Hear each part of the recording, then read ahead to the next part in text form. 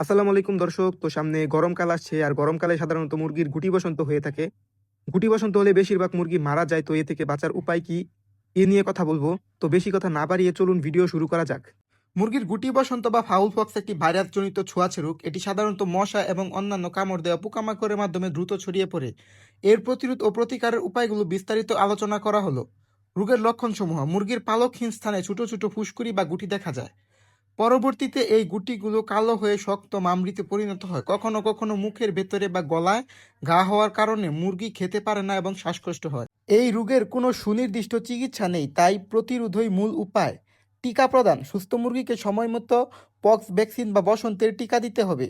এটি সাধারণত মুরগির পাখার নিচের চামড়ায় সুই দিয়ে খুঁচিয়ে দেওয়া হয়। মশা মাছি নিয়ন্ত্রণ: খামারে মশা বা উকুন যাতে না হয় সেদিকে খেয়াল রাখুন, কারণ এগুলো ভাইরাস বহন করে। খামারের আশপাশ পরিষ্কার রাখা এবং নিয়মিত জীবাণুনাশক স্প্রে করা জরুরি। আক্রান্ত মুরগিকে দেখার সাথে সাথে সুস্থ মুরগি থেকে আলাদা করে ফেলতে হবে।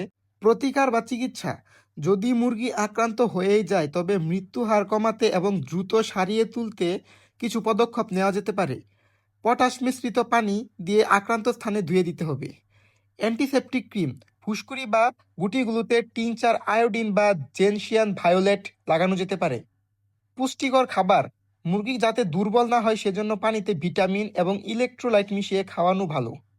সেকেন্ডারি ইনফেকশন রোধ: বসন্তের ক্ষতে যাতে অন্য ব্যাকটেরিয়া আক্রমণ না করে সেজন্য পশু চিকিৎসকের পরামর্শ অনুযায়ী 2 থেকে 3 দিন সাধারণত কোনো অ্যান্টিবায়োটিক দেওয়া যেতে পারে।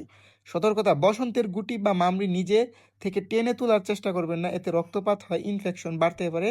এগুলো শুকিয়ে একা একা পড়ে যেতে দিন। মুরগির গুটি বসন্তে প্রাকৃতিক চিকিৎসা: মুরগির গুটিতে হলুদ বেটে হলুদ লাগিয়ে দিন, এতে খুব তাড়াতাড়ি সুস্থ হতে পারে।